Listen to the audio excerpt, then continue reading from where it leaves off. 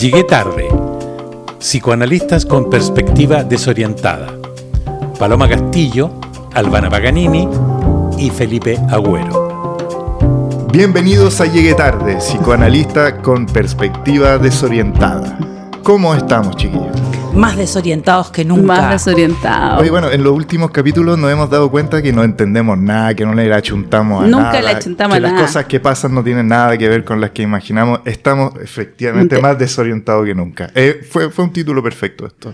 Oigan, y partamos el tiro, pues. Sí, pues. Y bueno. Ya que no tenemos visita hoy que presentar. No tenemos visita porque hoy día es nuestro capítulo sin visita. Exacto. Y vamos a hablar, o más bien no vamos a hablar, de un acontecimiento interesante que ha tomado la política nacional, que tiene que ver con esta guerra interna de la derecha, ¿no? Y la derecha en este país tiene su propio reality, y su reality consiste, digamos, en algo que yo creo que para la mayoría de la gente no es ninguna novedad, que en el fondo Kast tendría como un ejército de bots que lo que hacen es construir videos con las mejores imágenes de Evelyn Matei para argumentar que está con una demencia senil, ¿no? Sí.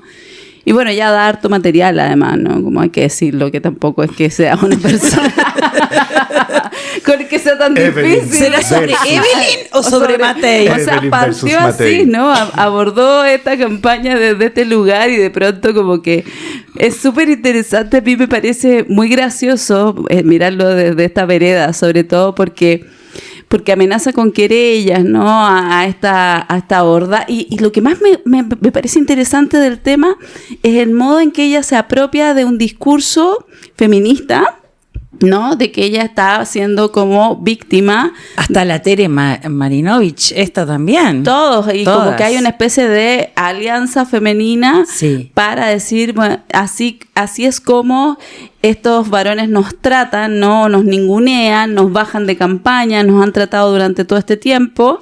Y eso tiene algo interesante en términos de, primero, de dar cuenta de algo que es una realidad, pero también del uso político, ¿no? De la victimización, ¿no? Porque en el fondo, si Evelyn Matei logra llegar a una segunda vuelta, va a ser porque efectivamente alguien realmente le creyó que era una víctima. Exactamente. Y además apela a la sororidad, ¿no? Porque están todas las mujeres de derecha, hasta la Tere Marinovich y no sé qué, todas furiosas con Kast y sus bots. Y sus bots. Efectivamente. Pero lo han hecho bastante bien porque, o sea, si es un uso político y nada más que eso, bueno, el juego de la víctima y todo eso, pero pareciese que también, si es que funciona, es como si hay un viejo resentimiento que no fue explicitado y que por fin encontró una salida y están todos alegándole a esos viejos dinosaurios, el maltrato. Y además están todos ofendidos. Fíjate que hoy día estaba leyendo que Kaiser también estaba ofendido porque ni Kast ni Evelyn Matei se han pronunciado con respecto a la avanzada marxista que lo tiene en las cuerdas en el Tribunal Electoral por haber dicho que él haría un golpe de nuevo feliz, ¿no? Entonces, en el fondo, pero lo que me interesa más que nada, además de todos sabemos que efectivamente en el ámbito como del uso de las redes sociales hay una constante manipulación y que de hecho Kast, Kaiser son verdaderos artistas del desprestigio, de la invención de la mentira, ¿no? Del sembrar falsedad. Pero más allá de eso, lo que es interesante es esta idea de una derecha ofendida, ¿no? Que por primera vez como que se hace cargo de una ofensa que yo creo que además, en términos como de teoría política, efectivamente tiene raíces muy profundas en la derecha, ¿no? En el fondo a la derecha le duele desde la modernidad para acá, ¿no? Todos los proyectos progresistas, las fantasías de igualdad, todas esas cosas a la derecha le han dolido siempre, pero esta vez tiene un discurso por fin que le permite explicitar su dolor de conservadores desplazados, ninguneados, ¿no? De alguna manera. O sea, eso me parece divertido. Pero además que sí, están pasando cosas extrañas, que es que por un tiempito la izquierda quedó como ese superior moral, ¿no es cierto?, que le daba lecciones a todos, pero en realidad lo que muestra esto tiene que ver un poco con lo que tú dices, ese rol del conservador que fue pillado, porque en el fondo no sostienes esos grandes valores que siempre han tratado de ser los que representan la derecha. Esos que son inmaculados, que solo quieren el bien, que creen en Dios, etcétera, bueno, todas esas cuestiones. Y se cae, de nuevo, entonces ahí hay un desplazamiento de lo que estaba padeciendo la izquierda, lo vuelve a padecer la derecha. El problema son, yo creo, las consecuencias políticas de esto, porque se quedaron sin discurso. Esto genera un vacío discursivo muy grande y que yo creo, estábamos escuchando el otro día el debate en el sur, que estaba Janet Jara también, y que efectivamente Kast parecía un monigote repitiendo siempre lo mismo, sin ningún argumento contundente, ellos, porque no tienen argumentos, y esto yo creo que quedó en evidencia que no hay argumentos.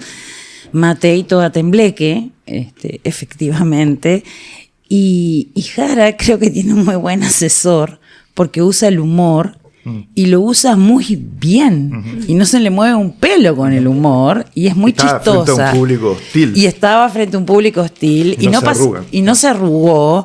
Y estos dos quedaron, Kast repitiendo lo mismo de siempre, no respondiendo, dando para respuestas a problemas bien importantes, porque toda la culpa la tiene obviamente el Estado, y la permisología, como le llaman. Y Matei... El Estado chico e insignificante de Chile. Exacto, porque además es un Estado chico e insignificante, ¿viste? Sí. Porque si fuera, qué sé yo, no sé... El Estado argentino, por El Estado argentino, sí. Que bueno, no sé qué queda ahora del Estado argentino, ¿viste? Pero, y Matei toda tembleque, muy mal, muy descompuesta, ¿no? Pero si yo le veo dos cosas interesantes a esta peleita. Por un lado, que está Matei, que no sabe bien cómo posicionarse. Exacto. Con Kast, porque en el fondo entraba permanentemente en esta pelea de, tengo que ser más de derecha que él, porque en el fondo eso es lo que está siendo atractivo. Bueno, pero esta pelea vuelve a dividir una derecha y por ende marcan una separación, al menos con respecto a decir, mira, esto no me parece, esto sí me parece. Bueno, ojalá que ahora se den discusiones donde podamos ver si ella sí efectivamente se diferencia y sí tiene algo que decir. O sea, porque siempre... Con respecto, porque han sido hace ya años completamente invisibilizados por estos republicanos que se han robado la película. Ahora, yo creo que la derecha siempre estuvo dividida. Lo que pasa que ahora ya se visibilizó, ¿no?, la fractura y es muy evidente, y además no tienen discurso, porque ya el discurso del anticomunismo está demostrado que ya es esa cantinela. Bueno, Kaiser seguirá repitiendo la avanzada marxista, pero me parece que ahora no... El embate marxista, perdón. Creo que ya no tiene el peso que podía tener, me parece a mí, capaz que, no sé, me equivoco, pero... porque si hay algo que Jara hace es desmitificar todo cuando aparece ella con mucho humor, mucha cercanía, matándose de risa. Incluso hay un momento en el debate donde ella se ríe con Kast y se matan de risa, y le responde y después le dice a Matei, no tiene nada que decir. O sea, y lo dice sí, y no se le arruga una ceja. Entonces, y Matei queda muy descolocada. Y la sensación que tengo, bueno, todos suponíamos que era difícil que la derecha apoyara a una mujer para una candidatura. Pero quizás no es tan difícil con este nuevo movimiento. Yo creo que este nuevo movimiento no es un movimiento errático. Creo que está súper calculado. Y está calculado precisamente para poder hacerle un guiño al centro y decir, en el fondo acá, ustedes lo que quieren es que este hombre pase a la segunda vuelta con Jara. Claro, que este hombre que me denota, que me descalifica. ¿Cómo va a denostar a Chile? Y que denota a las mujeres y que denota a Chile. Claro, ahí vuelve a aparecer la pregunta sobre quién es Kast.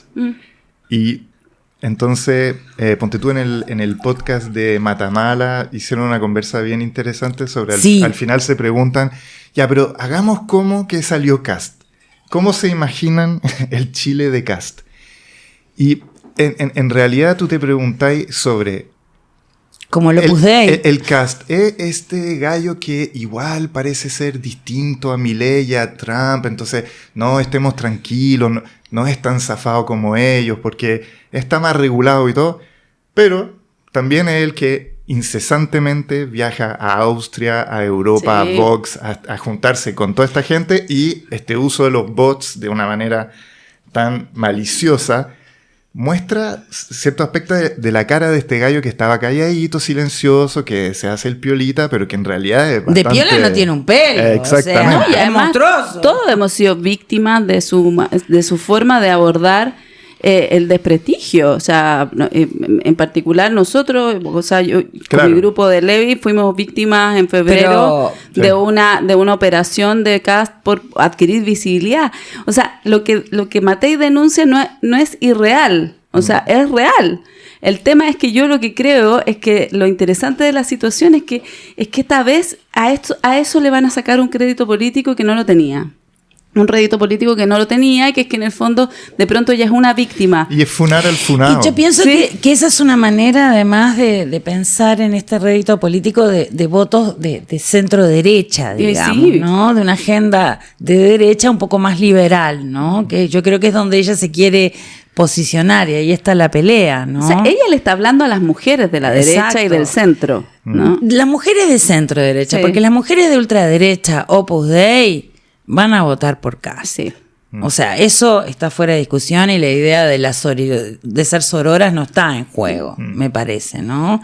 Y Kast, esta especie como de emblema del semblante de la No, familia, es que ¿no? hasta los republicanos tienen problemas porque las jóvenes republicanas Ah, igual sí, están también. permeadas. Sí, también ofendidas. Están Sí, permeadas. están todos pero ofendidos. qué interesante, eso no lo sabía. A ver, contá, Felipe. No, solo eso sé. Ah, O sea, de hecho sacaron unas declaraciones, porque además esto va paralelo con la discusión en términos parlamentarios, entonces es todo un gran No, pero es tema, algo ¿no? que tenía que llegar a pasar. O sea, que esta figura de Kast en algún momento va a quedar obsoleta hasta en sus propios partidos, porque algunas pequeñas cosas cambian y que hacen un antes y un después. O sea, esta chiquilla efectivamente y vienen además con otro espíritu. voy a decir una cosa, que hay una diferencia entre Milei y Kast. Ujú. Milei es un tipo que viene de la clase media argentina, Kast viene de la oligarquía chilena con un pasado nazi, por decirlo. Milei concitó la identificación de mucha gente que se sentía estafada, pero que también venía de sectores muy populares. Yo creo que Kast no concita esas identificaciones acá en los chilenos. No creo que por ahí pueda ir él. Pero quizá hay Pero otra esa cosa pregunta. de- Porque la idea de la casta de Milei, Sí. ese significante casta. Pero porque Milei, ¿en qué traduce algo que es interesante? Como él traduce la ofensa, ¿no? Exacto. O sea, ¿Cómo hay fuimos ofendidos? Una clase media ofendida. Ofendida. ¿No? Y ahora esto en Chile adquiere otro matiz, que no es hacia la clase media ofendida, sino es una clase política femenina ofendida, ¿no? que es con esta- distinto, que es Paloma. Es súper muy distinto. Eso es lo que quería Eso señalar. es súper distinto. Sí. Y habría que ver si en el fondo en Chile opera, porque sería curioso que una cosa como la ofensa operara como un elemento mitigador o sobre el cual se pueda sacar rédito un personaje conservador como Evelyn Matei. O sea, como un elemento aglutinante, ¿no? Como esta identificación a ese lugar que aglutine a mujeres de centro derecha. Pero pareciese que acá lo que se juega, a diferencia en Estados Unidos y Argentina, no es que Chile, o sea, Chile estuvo ofendido, pero parece que ya no está tan ofendido. Ese es el problema. Pero Chile como que quiere creer, tener confianza. Esa es la sensación Y en que ese me da. sentido, la ofensa, la idea de somos los humillados, ¿será un recurso que pueda efectivamente promover o solventar la enorme diferencia en las encuestas que hay entre Kast y Matei? No lo sé. En sea, Argentina dio resultado, pero es distinto, insisto, ¿no? Porque de alguna manera lo que encarnó Milei fue sectores sociales que no se sentían identificados a la política, que se sentían excluidos, y él como representante de esos sectores que no tenían voz, ¿ya? Y que se saltaba todos los conductos regulares, le importa un bledo todo, ¿no? No, yo creo que esto es una apuesta arriesgadísima. Y yo encuentro que exactamente, que acá pensar en esas lógicas es arriesgado. porque es distinto Chile. Y además en un momento en el que, digámoslo, después de la derrota del apruebo y el rechazo y todo esto, la cuestión del hemos retrocedido tanto en términos del cuestionamiento al orden patriarcal, Sí. que yo no sé si esto ahora podría tener realmente un sentido para un sector de la población. Es decir, me atacan porque soy mujer. ¿Tendrá la misma resonancia que podría haber tenido en el 2018, en el 2020, antes de eso? Sí, seguramente. Yo creo que medio extemporáneo. Me da la sensación que lo tiene menos. Más fuerte es que te digan que tienes demencia cuando no lo tienes. Exacto. Que sí. yo creo que eso es más perverso. Sí, Sí. sin duda. Sí. O sea, y de hecho yo creo que es más parecer como una pregnante. loca. O sea, que de hecho cuando Boric partió con el gobierno... ¿Te acordás que lo acusaban habían de columna su tras columna obsesividad y claro, de que su... estaba psicótico, que Sí. no iba a poder gobernar. Sí. O sea, siempre este ataque a la ingobernabilidad del otro, a realmente dejarlo El fantasma despojado. de la locura, ¿no? Y el fantasma de la locura. El fantasma de la locura y del caos. La Sí. locura como... Pero además ella da un montón de material, ¿no? Pero o sea, lógico. esa vez, ese día que estaba buscando su teléfono y que no encontraba el teléfono para los datos que tenía. Yo no puedo O sea, olvidar todo cuando un corría en las sinfín. calles O sea, como de que- Providencia arreglando el tránsito. Yo creo que esa weá para mí es o sea, un como hit. que O decir que es Evelyn y Matei. y Matei disociada. O sea, ella da material Da también, material, ¿no? sí. Sí, sí. Ay, no se necesita ser un gran editor de videos para... Para No, dejarla pero muy mal parada. Además que cuesta que Matei pida respeto porque también han salido tantas filtraciones de videos donde maltrata a la gente Sí. con su temperamento, su fuerte temperamento. Entonces, O no sea, sé. yo creo que es un manotazo ahogado y habría que ver qué efectos tiene. No, pero sí, pero digamos que como que es una partida interesante, hay que ver, está en desarrollo, hay que Está en ver, hay que ver desarrollo. cómo se mueve Y como esta nosotros cosa. no le achuntamos a nada, No. capaz que la cuestión sí Y funciona y, capaz que nos termina equivocamos, y qué arrasando. importa, nos importa un bledo. En realidad nos importa No un bledo, sé, en yo qué realidad, sé. ni siquiera vamos, y pensábamos nunca votar por Ya, nadie de seamos ellos. Yeta, que Kass saldrá el presidente, No. seamos Yeta. No, por favor. No, por favor. Bien. Bueno, sigamos, Bueno. ¿les parece? Sigamos al concepto para ser mejores personas. Pidámosles a ese uno que nos explique qué es el FOMO, el Fear of Missing Out. Perfecto. El FOMO, que significa Fear of Missing Out o el miedo a perderse algo, es ese sentimiento de ansiedad que surge cuando creemos que otros están disfrutando experiencias o teniendo oportunidades que nosotros no. Es muy común en la era digital, sobre todo por las redes sociales. Un dato interesante es que se ha estudiado que el FOMO puede afectar nuestro bienestar mental y aumentar niveles de estrés y ansiedad. Es un tema súper interesante. Gracias. Gracias, C1. Uno. Oye, me gustó esa voz, Sí, era más es como, como mexicana, atarantada, ¿no? sí. Como Sí. más de No era tan improvisación. perfecta. Sí. Sí, sí. Me dio la sensación Muy de estar con un amable. semejante. Sí, y además muy amable, ¿verdad? Sí. Sí. Oye, el FOMO a mí me parece un concepto súper interesante Sí. en realidad. Y es algo que uno puede observar mucho en las personas que uno ve en las consultas. Yo leí buscando hoy, porque no estoy tan actualizada como ustedes, y encontré un paper que fue escrito en el año 2020 en la Universidad de Lima sobre investigación de docencia universitaria. ¿Pero no leíste lo que escribió Bleichmar sobre FOMO? No leí porque Bleichmar no escribió sobre FOMO. Te dije que no iba a hablar de Bleichmar Bueno, hoy. hay un te libro dije, demasiado para que no me hagan bueno. bowling, porque ya me tienen Demasiado chata. bueno.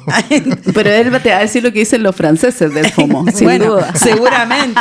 Me vas a hablar, no sé, cómo podría ser traducido al francés. Es que agüero. uno va a desconstruir FOMO de una manera muy interesante. Sí, claro. Bueno, no. Y este estudio es un estudio de docencia universitaria y decía que casi el 71% de los participantes, porque hicieron una encuesta, hacen un paper y una encuesta, declararon que asociaban, el FOMO a las redes sociales y que, la usaban con mucha frecuencia y que el 96% de los participantes usaba WhatsApp, Instagram, después venía Facebook.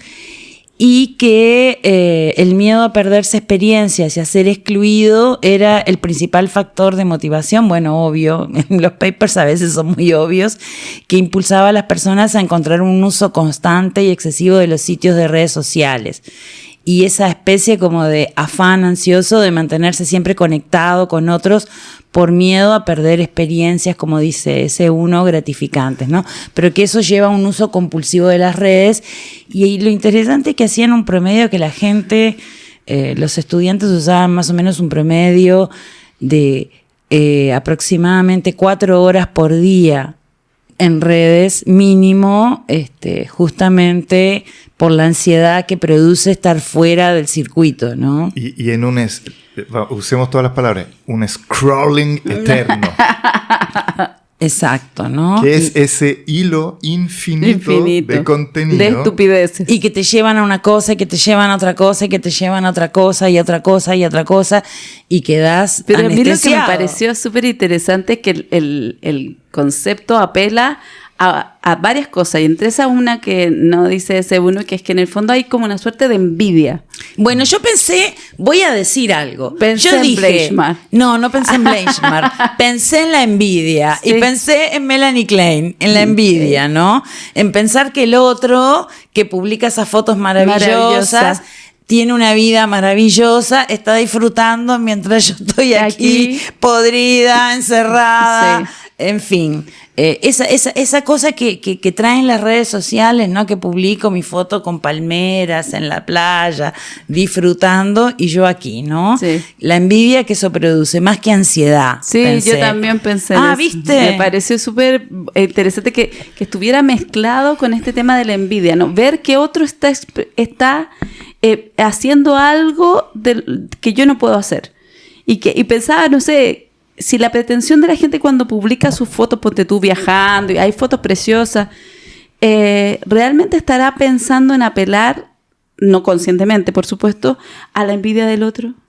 Bueno, yo lo pensé también, Así ¿no? como me saco la foto de mis piececitos en el mar, Caribe, no sé qué, lo que estoy pensando es como, más que compartir un momento grato, sino que decirle al otro, oh, tú no estás aquí, y yo sí.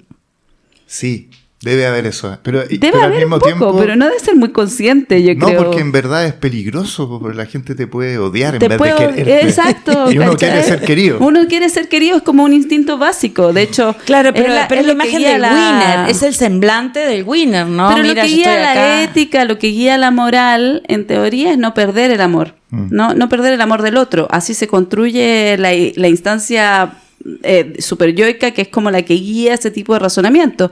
Y por lo tanto, yo me cuesta pensar que muy conscientemente la gente esté pensando así como, oh, voy a mostrar a los otros lo miserables que son sus vidas mientras yo estoy aquí pasándolo súper bien, ¿no?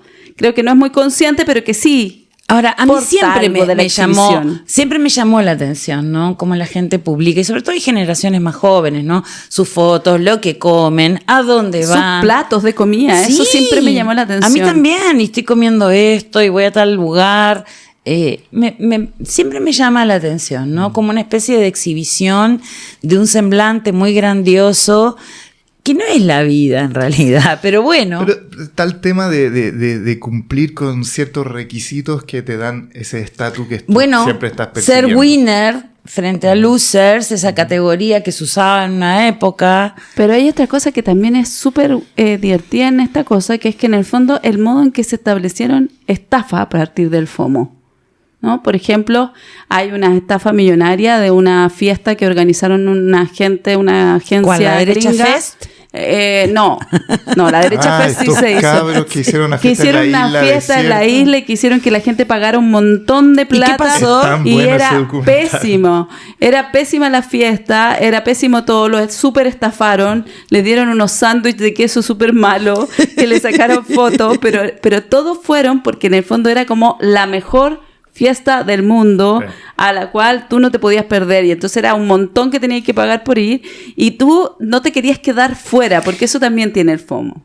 estar fuera. Claro, pero era también la megalomanía de este productor que soñó un imposible y lo prometió y lo difundió hasta el último momento. Pero vos Sí. te das cuenta lo rentable que es, no te podés quedar fuera. Y claro, ¿Cómo rentabiliza después eso? lo condenaron hace ya años y todo esto, pero no es el único caso. De hecho, yo estuve buscando y son muchos los casos donde por ejemplo, todas estas cosas que son como el último día, aprovecha de esta La oferta, oportunidad. no sé qué, no te quedes fuera de este, no sé qué.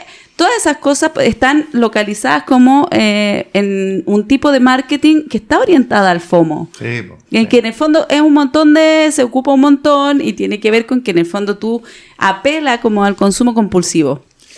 Apela a las pasiones más primarias Exactamente. de los sujetos, ¿no? No quedar fuera, la Pero- voracidad, el tener, Pero en fin. también apela a esta ilusión imposible de estar en todas, de que siempre hay algo mejor. Y hay unos FOMO, hay unas vertientes distintas que son terroríficas también. Por ejemplo, en las redes de citas, donde pasáis foto tras foto y siempre estás pensando de que Yo nunca he hecho eso. hay que seguir porque puede ¿Cómo sabes haber eso, una Felipe? mina mejor. Porque escucho todos los días A las mucha vidas de las gente, sí, yo personas. también. A mí no me tocó. O sea, escúchame una cosa. No, mi todos tiempo los era días mucho más difícil para escuchamos incluir. Es que a los en mi pacientes época que no nos hablan de teníais eso. FOMO. No, Si te salía algo, teníais que aprovechar Sí, porque no teníais una hilera de fotos Para hacer así como poder like y elegir. like, No, Claro. like, claro. y like, a mí y de like. pronto me da un poco de envidia eso. ¿De Como qué?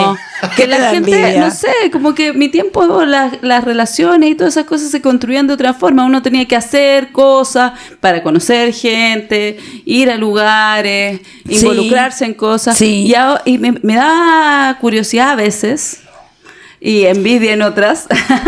Que en el fondo, igual a mí me parece que esto como del Tinder o de estas aplicaciones, siento que de pronto pueden facilitar esto, como encontrarse con alguien. Sí, bueno, o yo sea, pienso que la manera que tienen las personas jóvenes de conocer gente, porque no sé de qué Con manera todo lo y que ahora. trabajamos, ¿cómo hacemos? ¿En qué momento? Ya, pero digamos que según lo que yo veo, hay mucho sufrimiento Sí. involucrado Sí, puede Sí. ser. en estas oportunidades. Pero la Porque otra también. Es verdad que la aplicación no es mala. O sea, en algún sentido te dice quién está cerca. La idea es buena. O sea, oye, te voy a conectar con gente que tenís cerca y con las cuales tú podrías conversar. Entonces, eso sale bien, pero hay una especie de, pucha, las personas que yo encuentro atractivas no me están pescando, entonces ya las destrucciones de la autoestima son severas. Sí, sí. Y después la idea de que ya voy a conversar con esta. Sí, me gustó la conversación, pero hay un no sé qué. No sé qué, sigamos. Pues, debe haber otra. Debe A haber. mí- Y a otra mí- que es perfecta y que Sí. va a cumplir con todos los requisitos que yo Pero quiero. lo que yo escucho de los pacientes es el gran aburrimiento que a la larga eso produce y el gran cansancio. Claro, porque no se juega el juego. No, No, y también hay, No se entra nunca en el juego. no. hay una queja no. interesante que es, ay, el algoritmo ya no me está pescando tan bien. Eso no lo he escuchado. sí. No, yo eso no lo escuché, pero dale, ¿sí? No, pero ya, y ahora quiero hablar de lo que yo encuentro más interesante del FOMO, pero que se da quizás con el FOMO con la información y las noticias.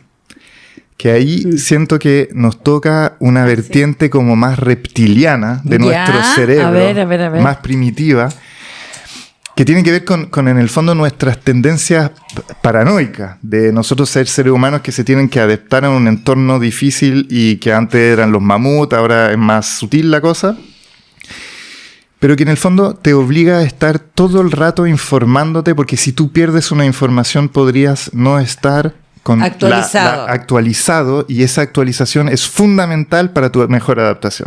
Algo así como resetear el computador, ¿viste? Ponerle las actualizaciones. Y entonces, oye, no, pero sigamos, porque puede salir una información que puede ser de máxima utilidad para lo que sea. Para cualquier cosa. En realidad no necesitáis ni un 80% ni un 90% para No. tu vida, pero te caes pegado porque decís, no, va a salir una información, yo tengo que estar informado, tengo que saber todo lo que pasa porque eso me va a ayudar en el fondo a poder quizás tener una respuesta mejor a mi adaptabilidad. Y esa cosa la encuentro heavy. Yo tengo algo que se puede agregar a eso que es divertido también, que es que en el fondo, por ejemplo, la gente tiene como la verdadera obsesión por preguntarle a uno si se va a transmitir. ¿Cómo? A ver. Cualquier actividad. Ah, sí. Cualquier actividad se va a transmitir. O me vas a mandar mándame el link. Me mandas el link. Así o como, el PowerPoint, sí, o el objeto, ¿no? Como no perderse algo. No perder nada. Que son así como conferencias tipo, no sé, por la izquierda en Japón. ¿No? Como Exacto. que si no lograste ir a la actividad, de verdad no vaya a ver la charla. O sea, Pero es que no. eso que estás diciendo. Claro, la voy a poder ver en alguna parte. En alguna parte, por favor, la van a streamear. Y que nosotros en general en la cafebrería lo hacemos, ¿no? Como que muchas de esas cosas son vía streaming. Y yo debo decir que la cantidad de gente que ve eso es ninguna después. Nadie ve No, esas cosas. porque no las ven, porque en realidad nunca tuvieron la pretensión. O sea, si tú ya no desplazaste tu cuerpo, no hiciste un ejercicio de hacer un espacio, con la cantidad de cosas que hay, de verdad te vaya a poner a ver mi pésimo streaming pero eso de es Instagram. eso es súper interesante, ¿no? Esa cosa voraz de no perderme nada. Ya, pero- Incluso hay un tema que no es directamente FOMO, pero que pasa en nuestras consultas y que yo estoy pensando mucho en eso, que a veces hay pacientes que no pueden venir por distintas situaciones y me dicen, ¿nos podemos conectar online? Un montón. Y bueno, yo creo que es algo que tenemos que pensar, porque tal vez en algunos casos sí y en otros casos no, porque el perder algo tiene un costo también, que también es organizador de la subjetividad y que también es importante, ¿no? Porque si no seguimos inflando una especie de megalomanía yoica, donde yo no pierdo nada, donde el analista está disponible, donde me puedo conectar en cualquier momento. En cualquier que contexto. la- Me ha pasado entrevistas en el auto, yo las termino, o sea, no. Es que la contraposición del FOMO en realidad es la elección. Exacto. Y ese es para el dolor. elegir. Y el dolor de la elección, para nosotros como analistas, me parece que es fundamental también considerarlo en lo que es una práctica clínica. Entonces, es como que el analista está siempre al alcance, ¿viste? No puedo llegar, pero me conecto online. Y eso me parece que es algo que hay que discutirlo. Claro. Que hay que discutirlo mucho y que se vino con la pandemia, con la forma de trabajo que adoptamos en ese momento y que quedó ahí instalado en donde nadie pierde nada. ¿Y cómo vamos a trabajar? Claro, porque hay casos y casos. Yo diría como... Bueno, por eso te digo, sí. hay casos y casos. Hay casos con los cuales siempre uno ha trabajado online por razones de que se Bueno, instaló si en la tenés un pandemia, paciente que vive fuera de Santiago. Yo tengo y una está. paciente en Bali. Claro, te darás cuenta que sí. cuando viene a Chile de visita me viene a ver, pero Sí. si no, pero había trabajado conmigo presencialmente, bueno, en Bali, otra que vive en Australia. Claro, pero es distinto. Es que la pregunta es, ¿en qué momento empieza tu proceso terapéutico? ¿No?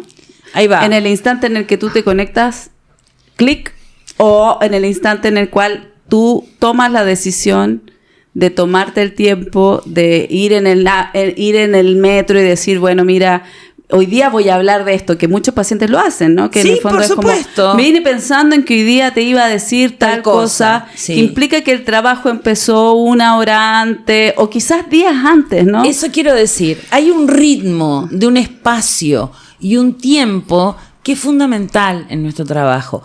Y que este just in time, todo al alcance como fast food, es complejo. Oye, pero además, ¿sabes que cuando empezó la pandemia me di cuenta de eso? Como que los traslados que yo entendía como una weá latera, en realidad son espacios de elaboración Sí. Son importantísimos. y de pensamiento. Sí. Porque es verdad que ahora a veces te toca conectarte y la persona te dice, oh, estaba recién terminando una reunión, Sí. ¿en qué estamos? ¿De qué hablamos la vez pasada? Y es como, ¿qué te Pero- pasa? pero a mí- No, y además después te va a cortar porque sigue en la próxima reunión, ¿no? Claro. Es un Y uno entra trabajo. como... Es que me pasó de padres que tengo que interrumpir porque estoy en una reunión. Bueno, así no, fijemos otro día. Yo trato, porque realmente, efectivamente hay Pero un ritmo. es el miedo de la gente de hacerse cargo de que, o sea, yo me lo pensaría así, ¿no?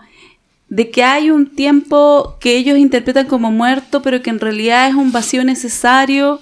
Exacto. ¿no?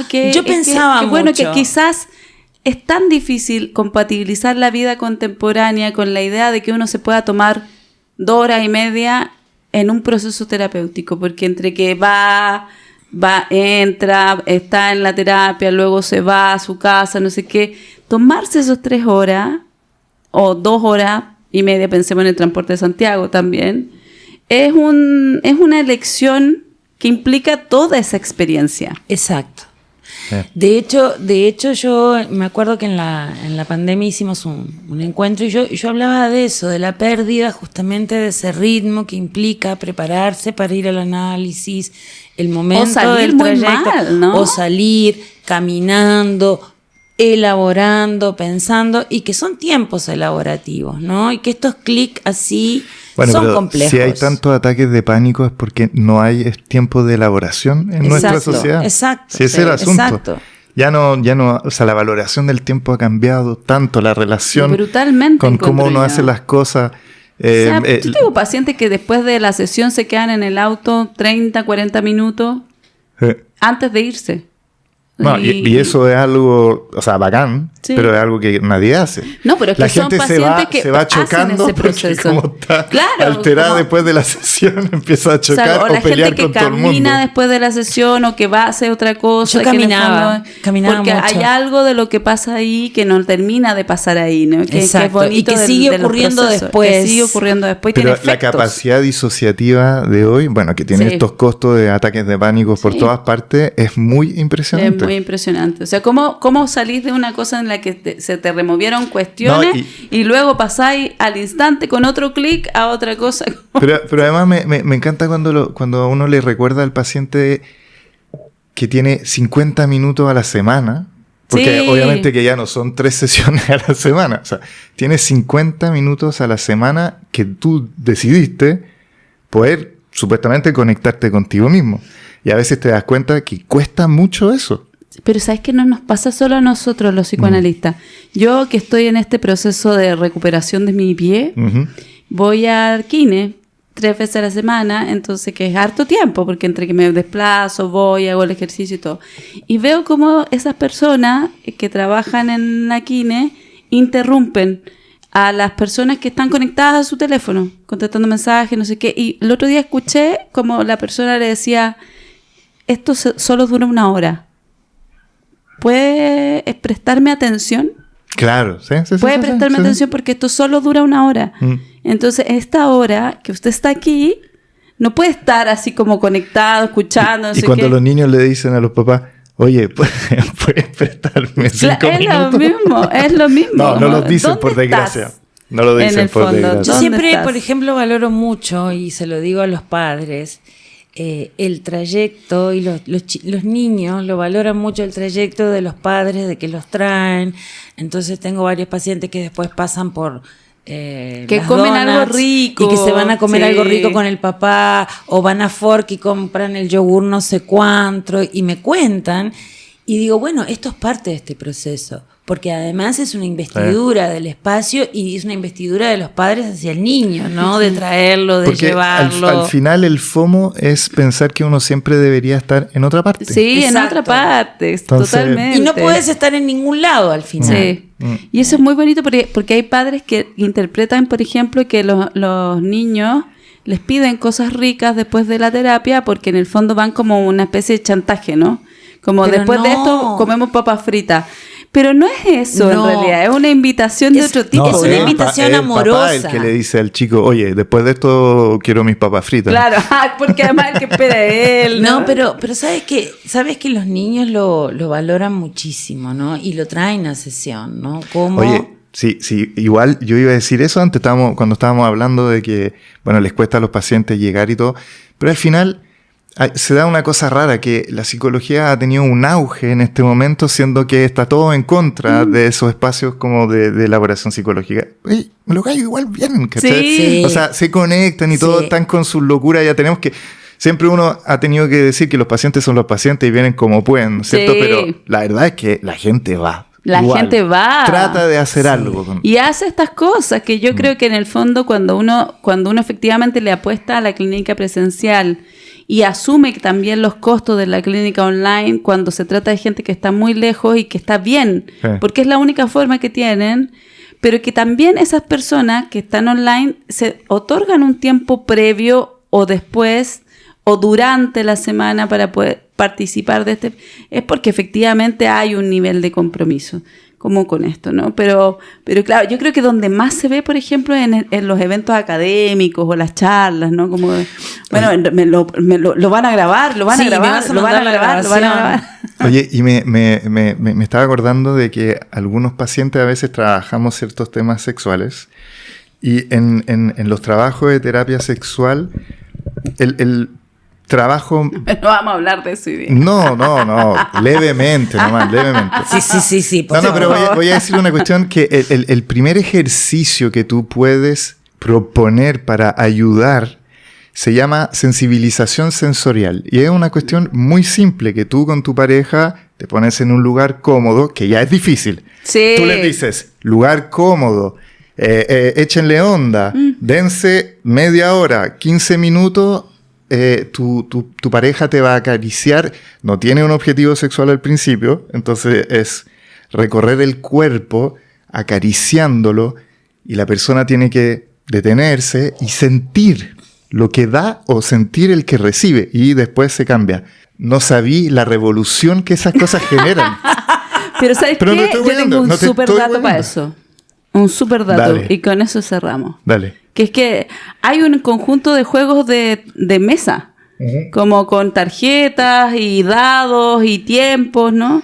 Que te van aumentando la excitación. ¿no? Oye, pero dijimos que no íbamos a hablar de eso y estoy aprovechando. Bueno, ya aproveché, ya tiré. O sea, los sex shops venden esos juegos y que, claro, evidentemente uno necesita más que 15 minutos y lo que necesitas es ponerte en onda, porque si no, no hay sexo posible. Bueno, el FOMO atenta contra el sexo, vamos a decir. Atenta contra el sexo, sin duda. Pero me decís eso y me pregunto, ¿pero no habrá un juego mejor?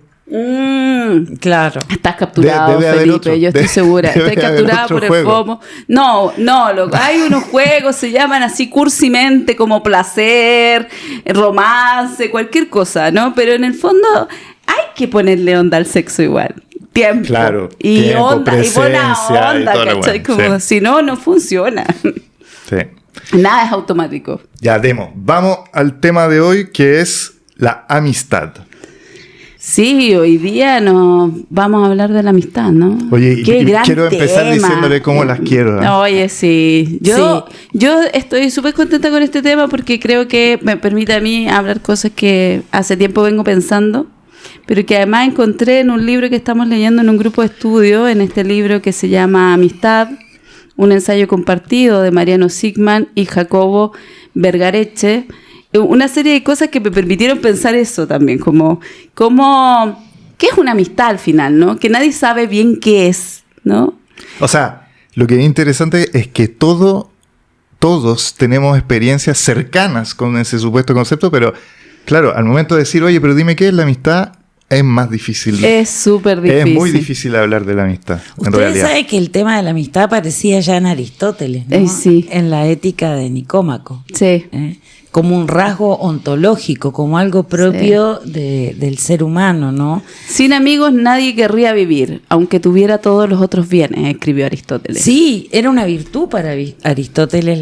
Hoy estaba investigando eso, la amistad, y además era la cosa para él más necesaria de la vida, ¿no? Qué lindo, ¿no?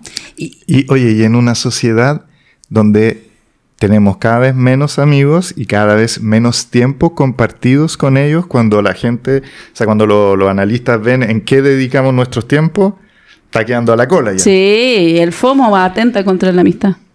Estoy de acuerdo contigo. Es que hay cachado ese Reels donde muestran cómo la gente pasaba el tiempo. Iglesia, familia, amigos, y parten desde 1940. Entonces, abajo está internet o el celular o el FOMO, ¿cachai? Sí.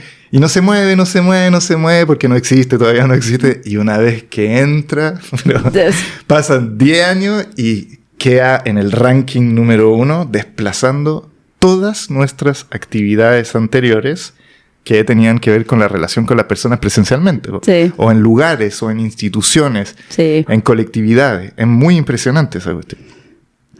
No sé, yo leí varias cosas, no de Bleichmar, pero leí de... ¿No leíste el de Bleichmar No. sobre la amistad? Bueno, la experiencia del semejante diferente, pero no voy a hablar de eso, porque ya me tienen, ya me aburrieron. Pero hay Hizo un una libro, película también. pero hay un libro muy interesante de Canciper que se llama El complejo fraterno, pero que yo lo estuve revisando a propósito de la experiencia de los hermanos, ¿no? Porque es una de las cosas que aparecen más en muchos pacientes nenitos y nenitas, lo difícil que es tener un hermano o una hermana, ¿no? Entonces Canciper dice algo así como que la amistad es una especie de hermandad elegida que no está impuesta por los lazos sanguíneos, ¿no? Aún dice cuando pueden filtrarse elementos conflictivos, narcisistas, parentales y fraternos, pero es primordial. Y dice que es primordial, y esto sí me parece interesante, en todas las etapas de la vida, pero sobre todo dice en la adolescencia, porque es lo que permite la salida, el sostén, digamos, de poder entrar en conflicto con los padres y sostenerse en el grupo, y en la senescencia. Eso me gustó mucho porque posibilita... Espera, explica. En la vejez. Dice que la amistad en la vejez es muy importante porque posibilita el deshacimiento del abuso del poder vertical en los adolescentes detentados por los padres, y en la vejez cuando los hijos, digamos de alguna manera, Se invierten los roles. se invierten los cuidados cuando los padres devienen ancianos.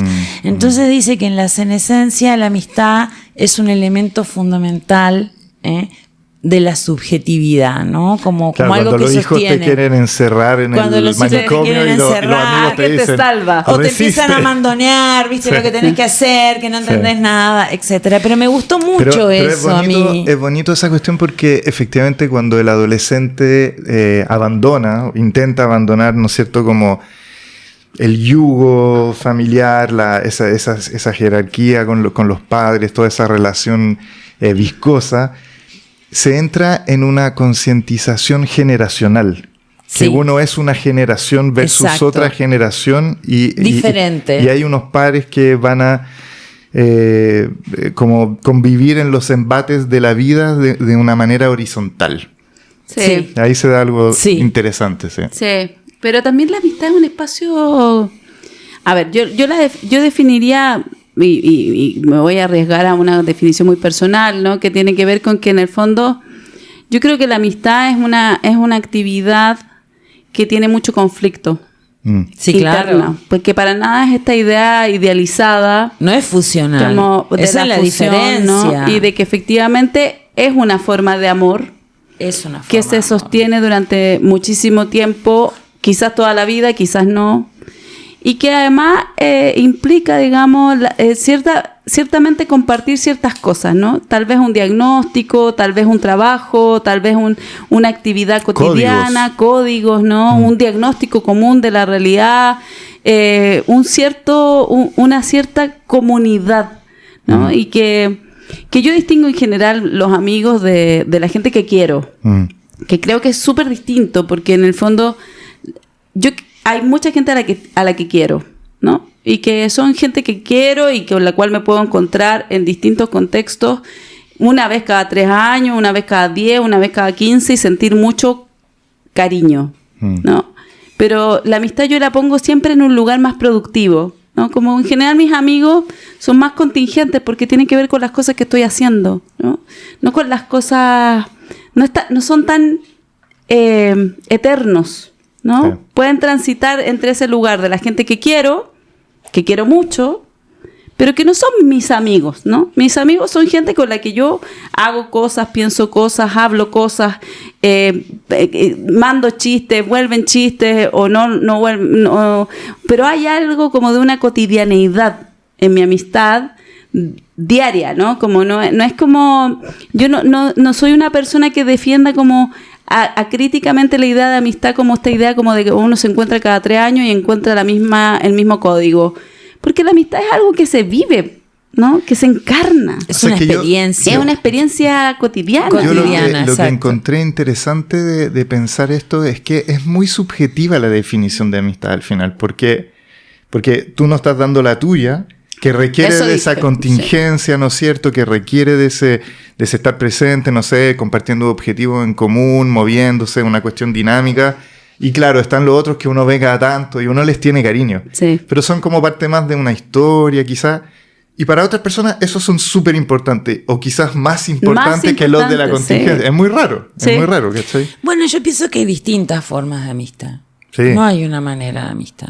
Hay una que tiene que ver con algo de compartir a ciertos aspectos históricos y que son esas amistades que te reencontrás después de años que compartiste, qué sé yo, la facultad o el colegio. La facultad diría, porque ya el colegio es muy lejano, ¿no? Al menos para mí. Para nosotras. Para mí sí, obviamente. Y más yo O sea, soy yo hay acá en gente del Chile colegio que y soy quiero extranjera. muchísimo. Pero cáchate que hice una lista de cosas que se me ocurrían. Dale, a ver. De todo lo que podría ser un podcast para cada una de esas, que son, por ejemplo, cosas que se dicen. Los amigos quedan, las parejas no. Entonces se le da un lugar Sí. social primordial a la Sí. amistad. Es importante esta cuestión. Hay amigos Además, para mentira, hablar tonteras. Sí, o sea, eso es Y hay conversable. amigos para hablar seriamente. Hay amigos para hablar tonteras, otros para carretear, otros para hablar en serio. Sí. Están los que uno ve siempre y los que uno no ve nunca. Nunca. Y que pareciese que el tiempo no pasa, como decías tú. Hay amigos con ventaja. Discutible, hay que ver, pero es un dicho. Sí. Sí, somos amigos con ventaja. Sí. Está el amigo que es familia. Sí. Sí, Entonces también. ahí se mezclan espacios interesantes y andas a ver tú qué pasa con el concepto al final Sí. de todo. Está el amigo que te da placer y el amigo por conveniencia, porque efectivamente en este mundo del lobby eterno también existen ese tipo de espacios estratégicos de amistad. La amistad imposible entre hombres y mujeres, que, bueno, siempre en una discusión dependiendo de a quién le parezca. Y está el amigo que es distinto y que te complementa por sus lugares distintos, y está el amigo que es igual a ti y que te encanta porque es igual a ti. Es igual a ti, pensáis contigo. Y entonces es heavy. es heavy la cantidad de la heterogeneidad. cantidad de cosas que tiene eso. Es que yo creo que justamente que si uno pudiera decir algo de lo que es la amistad, justamente es la heterogeneidad, ¿no? Porque a veces vos también te podés preguntar, y bueno, ¿y por qué? ¿Y por qué soy amiga de esta persona? Si yo no pienso igual, si tengo diferencias, pero sin embargo hay algo del amor o del afecto o del compartir un momento que lo pasas bien. Y punto. O sea, de hecho, en el libro que estamos leyendo, en el grupo de estudio, es impresionante la cantidad de diferentes puntos de inflexión que da la gente sobre por qué es amigo de Pero alguien. al por eso final. digo que hay muchos matices. Hay biografías, hay personas que tienen vinculaciones que son biográficas, pero a mí lo que me parece como súper interesante es que en el fondo hay como una especie de búsqueda en ese vínculo, ¿no? De un tipo de satisfacción que una pareja no puede darte, ¿no? Es una forma de amor distinta. Es una forma de amor, pero es una forma de amor. Es una forma de amor. Y también Sin se duda. termina. Sí, y también se Y puede también se terminar. termina. Y también cuando se termina, Es doloroso. es doloroso y es muy dramático. doloroso y Porque muy hay que dramático. retirar investiduras libidinales. Es un duelo. Es un duelo. Obvio. Mira, yo después categoricé lo que era mi definición al final. Me agarré de todas las cosas Dale, ¿cuál es la que tuya? había agarrado. Yo ya di la mía, ahora tú te vas a arriesgar. Ya, Somos psicoanalistas que hablan de sí mismos. pero tenemos cosas en común. No, por eso somos amigos. Para Sí. mí la amistad da placer.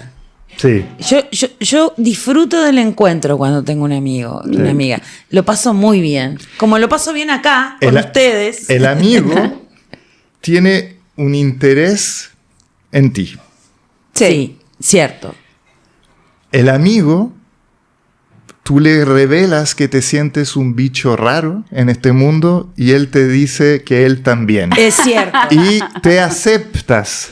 Exacto. Hay una- Oye, y tú hay- le decís, oye, la cago así, eres un bicho raro, pero Sí. igual te quiero. Sí, hay una aceptación del otro y del conflicto, Hay una ¿no? aceptación. Que puede traer. Después, una cosa interesante que estaba leyendo es que efectivamente uno perdona los cagazos de los amigos a veces. Y es raro porque los perdonáis desde bien chico cuando todavía no tenéis la noción de los sujetos tan imperfectos con los cuales vas a compartir después, pero hay una cosa. Sí, pero eso es que un se va recorrido, dando. pero eso es un recorrido bien importante, Sí. porque la experiencia del amigo en la adolescencia es muy fusional. Sí. Y justamente cuando aparecen las diferencias, Se rompe, Se rompe. O sigue. Sí. sí. Sí. La posibilidad de aceptar el conflicto creo que es un paso a posteriori. Sí. Que es muy importante. Incluso yo decía, bueno, parte de la posición adolescente es salir de esta cosa fusional, narcisista, especular, a introducir allí la diferencia en la experiencia y en la categoría del amigo, ¿no? Ahora los amigos que te duran durante muchos años, siempre se da momentos de fusión y momentos de conflicto diferenciación. y de diferenciaciones bien difíciles a veces. Y claro, ¿Sí? y vais viendo, y siempre tenéis que ir viendo si es que van a resistir a lo largo del tiempo. Pero espérate, sí. pero el último punto que me gustó mucho es esta cosa de que el amigo es alguien que te dice verdades, que te contradice y a veces te hace oposición. A mí esa ¿Eso cuestión sabes quién lo decía? me pareció muy interesante. Ricardo Rodulfo. Ah, Sí. sí. Se cambió, ¿viste? Ricardo, ¿viste? Te lo digo yo. Ricardo Rodulfo decía que amigo era aquel que podía entrar en conflicto, contradecirte, Sí. que vos te lo bancaras Sí. y no romper la amistad. Pero eso lo decía pero eso, Ricardo fíjate, Rodulfo, me acuerdo, en un fíjate texto que leí. Me parece tan importante Y me pareció fundamental también. pensarlo hoy. Pero que ¿por qué tu pasa amistad eso? es la IA que no te va a contradecir, Sí. que te va a complacer y que está transformando quizás la idea de lo que es la Pero, compañía que claro, tienes pero que es que tener. ahí hay algo que yo creo que es importante. Uno, que como una relación de amistad es una relación que está orientada fantasmáticamente, es decir, Sí. en la fantasía, con una cierta, como toda relación de amor, con una cierta idea de complementariedad, ¿no? Como de Sí. que este es un objeto que tiene algo que yo no tengo, porque eso es básico en cualquier relación de amor. En algún minuto puede ocurrir que ese velo con el cual tú cubriste lo que el amigo era, caiga, y entonces tú ves al amigo real Ujú. y te das cuenta que en realidad ya no quieres seguir jugando este juego. Mm. ¿No? Porque en el fondo la amistad también es un juego en donde alguien viene y dice, yo creo que la forma más auténtica es la de la infancia, ¿no? Que va a la plaza y dice, juguemos. A alguien que no sabe. Y tú después le preguntas al niño, ¿cómo se llamaba el amigo? Y no tiene idea. Patricio, mi hijo, hacía una cosa muy cómica. Iba a la plaza, se subía al tobogán y desde arriba decía, ¿quién quiere ser mi amigo? Claro. ¡Pum! Quiero tener amigos. Bueno, hasta el día de hoy es el del 1.000.000 de amigos. Claro. ¿Viste? Tengo que pedirle Porque hora a mi invita, hijo ¿no? para verlo, ¿viste? Porque invita, pero el tema es que cuando tú haces eso, lo que tú aperturas es un campo en el cual juegas. Juegas a algo, ¿no? Por eso Claro. yo digo, en el fondo, para mí la amistad Hay algo lúdico, es hay una algo que hacemos ludicidad. juntos. Sí. Que es como ir a la plaza y entonces yo llego y te digo, ¿juguemos a esto? Sí. Y entonces tú decís que sí. No sabemos cómo va a ser el juego, no sabemos en qué va a terminar el juego y después nos vamos a ir cada uno a la casa y capaz que no nos acordamos mucho del nombre, pero fuimos amigos, ¿no? El punto con la amistad adulta es que en algún minuto también uno, como todas las relaciones, caen los ciertos velos románticos y tú dejas de ser alguien que está dispuesto a dar cosas tan gratuitas, porque en el fondo en las relaciones de amistad hay mucho de la negación, de un montón de cosas que tú dices, ay, esto no lo voy a ver porque igual me estorba para mi amigo, ¿no? Entonces, esto mejor no lo voy a tocar, me voy a relacionar con las partes buenas del otro o las que yo creo buenas y las otras las voy a negar hasta que llega un minuto en que hay un elemento, porque si hay algo que se repite en todas las amistades que se han roto en mi vida y en las que he escuchado, es que hay una escena totalmente absurda, arbitraria, insólita, algo menor, que hace que en el fondo caiga el velo del amor y uno diga, bueno, en realidad estoy puro hueando. Bueno, porque a mí me parece que la amistad es velar, desvelar, velar, desvelar, pero hay un punto donde el velo es imposible y para mí, por ejemplo, es el punto de la sensación de traición.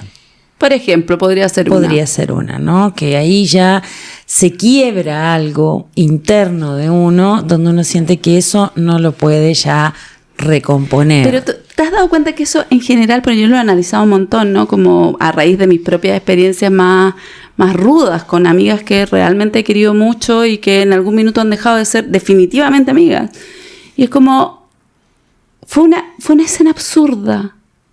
Fue una escena absurda, pero esa escena hizo que se rompiera el manto que había ahí. Exacto. Y aparecieron, y de pronto yo tenía tantas cosas en mi cabeza que era como en tal ocasión, en tal ocasión, en tal Y ocasión, en tal Tú ya ocasión. estabas ahí en un proceso de desinvestimiento. Claro, o sea, yo creo que hay, Sí. pero hay un elemento que desencadena La que desinvestidura. la desinvestidura. Pero me parecía interesante lo que en el libro hacían esa distinción entre que va un poco, que está por ahí, que es como que cuando hay más deseo de amistad que amistad real, que eso me Exacto, pareció sí. genial. Sí. Porque te habla totalmente de lo fantasmático, que a veces tú le ponís color a la Le persona. ponís color, Y lo como al sexo, po. O y si para- no, sí, po. es como le pones demasiado adorno al árbol de Pascua, Sí, ¿viste? y Y de de pronto repente está ves desnudo pelado. el árbol pelado y ya no tenés cómo. O sea, es que nunca fue un árbol de Pascua. Claro. Ni siquiera era un pino. Exacto. No, ni siquiera era eso. Nada. Era una maldita rama. Sí. Y uno así como Y que hizo uno todo el creía trabajo. que tenía el tremendo árbol de Pascua. Que es como el ¿viste? amor. O sea, cuando Sí. tú te Tenía desenamoras. puras astillas, pero... Sí, pero uno estaba ahí, daba todo, invitaba todo y hacía todo para que funcionara y de pronto te das cuenta que el otro en realidad no estaba. Porque otra cosa que dice el libro que es interesante, ¿no? Que es como un estudio que hay de amistad y el 40% de la gente declaraba que la gente era su amiga y la otro decía, y los otros decían que no. O sea No. O sea, que si tú le preguntabas O sea, a los que creían que eran tus amigos, que te quedaba un 40%. solo. no consideraban que era su amigo. O sea, como Qué terrible, qué hay, triste. Pero no hay correspondencia en la amistad. Una de las cosas pero una de las cosas que planteaba Aristóteles que tenía que haber una reciprocidad. Pero es falso eso. Bueno, yo creo que es una ilusión. es una ilusión que nosotros pero nos es una construimos. ilusión necesaria. Totalmente. Porque si no pensáramos en eso, no nos relacionamos con nadie. Sí, como dices tú, estamos siempre en el velo y en el desvelo. y ahí jugando y todo el jugando. rato. Y ahí Hay algo todo de el la rato. lucidez, ¿no? Y había otro autor que planteaba que la amistad estaba en las antípodas del sometimiento al otro, ¿no? Y en ese sentido es importante también, porque hay amistades y amistades, ¿no? Sí. En los niños, por ejemplo, una cosa que yo veo en algunos pacientitos que se angustian mucho es que a veces quedan muy sometidos por el deseo de tener un amigo, quedan totalmente sometidos al sadismo del otro. Claro. Y eso es una Sí, experiencia el otro día vi un muy niño sufriente, muy chiquito y niño. me decía, esta semana fue una mala semana para los amigos. Claro. Todos están enojados. Claro, Como pobrecito. pero como por semana. O le pegan, hay uno que Claro. me dice que le pegan todo el tiempo, ¿no? Entonces, yo digo que la experiencia de amistad es una experiencia muy temprana y muy sufrida en los humanos. Yo lo veo en los Muy niños, sufrida. sufren mucho, ¿no?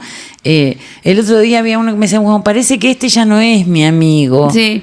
Ya no quiere ser mi amigo. Pero yo no creo que esa una dinámica solo de los niños, ¿eh? Yo creo que los adultos tenemos una relación con la amistad en la que padecemos y de hecho yo creo que las fracturas amistosas son verdaderamente muy dolorosas, tan dolorosas como una ruptura amorosa. Estoy de acuerdo contigo. Totalmente. Se sufre mucho, yo he Se tenido sufre muchas mucho. desilusiones y muchas situaciones muy Las dolorosas. pérdidas de amigos Sí, son son brutales. brutales. brutales. De hecho, Sí. yo tengo una máxima ya a esta altura de mi vida que soy anciana. Digo, bueno, ya está. O sea, como, no podemos perder más, amigos. No.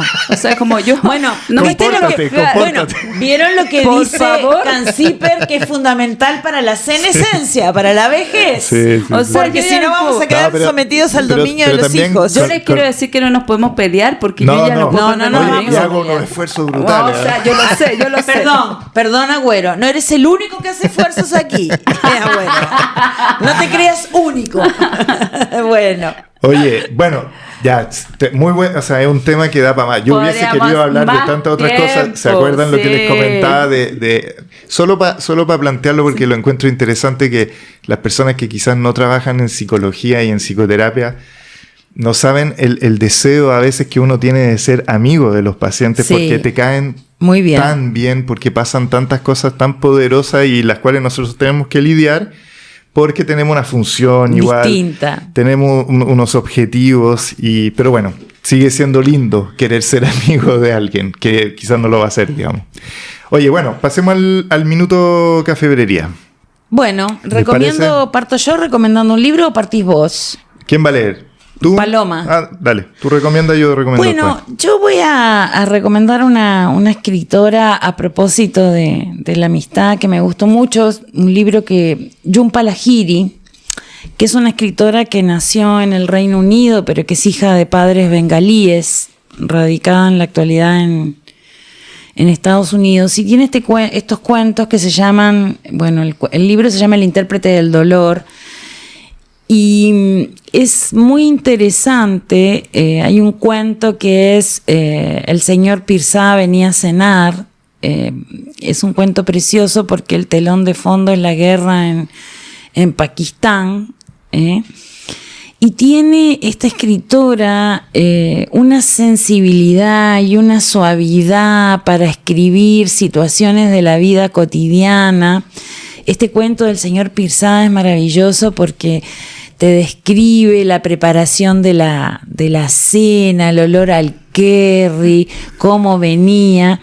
Entonces ella es una niña que cuenta, el personaje central es una niña que cuenta esta historia. Entonces ella pensaba que este señor Pirzada era indio y el padre le dice, no es indio, es paquistaní, y ella no entendía por qué, si comían lo mismo, si compartían los mismos gustos, por qué él era paquistaní y no venía de la India, y aparece todo el telón de fondo, digamos, del conflicto, ¿no? Es muy buena escritora, yo recomiendo este libro, El intérprete del dolor, es de la editorial Salamandra.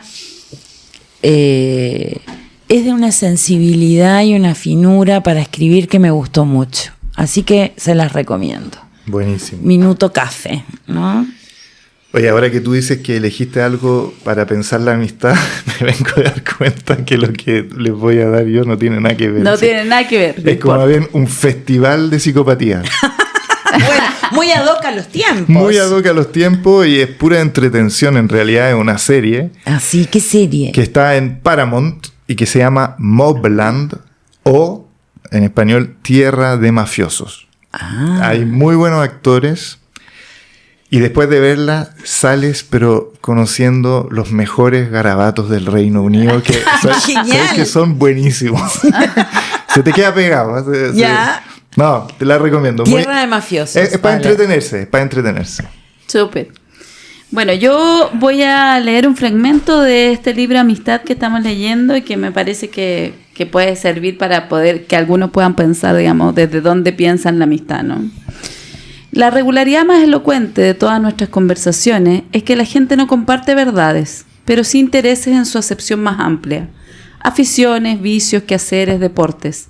Es decir, casi todos coincidimos en cuáles son los temas en los que se dirime la amistad, pero disentimos en todas luces de cómo se resuelve cada uno de ellos. Esta idea se encuentra eco en las de Emerson y C.S. Lewis, autores de dos de los textos más influyentes sobre la amistad en la literatura. Emerson la presenta como una forma del amor en la que decir me amas significa ¿ves tú la misma verdad que veo yo? Lewis ahonda en esta idea, precisando que lo que en realidad comparten las dos miradas, esa verdad, es un interés, que al otro le importe lo que a uno le importa. La persona que está de acuerdo con nosotros en que un determinado problema, casi ignorado por otros, es de gran importancia, puede ser amiga nuestra. No es necesario que esté de acuerdo con nosotros en la solución. Que eso es este podcast, diría yo. Sí. Sí, Sí. sí, Sin duda. Sí. Concuerdo, amigos. concuerdo. Somos amigos. No me importan pura wea. Sí, exacto. Y no estamos de acuerdo en la solución. No, Tú no. querés más democracia, Sí, yo creo, sí, yo soy- quiero el socialismo, ya Y está. bueno, sí, ya claro, está. sí, ya Sí. está bien, está bien. Pero juntos podríamos hacer algo bueno. Ay, hacemos este podcast. Sí. Bueno, Bueno, nos vemos la próxima. la próxima. Nos vemos. Hasta la próxima. Muchas gracias. Chao, chao. Chao, chao. Desde la Cafebrería, un espacio que piensa, crea y debate.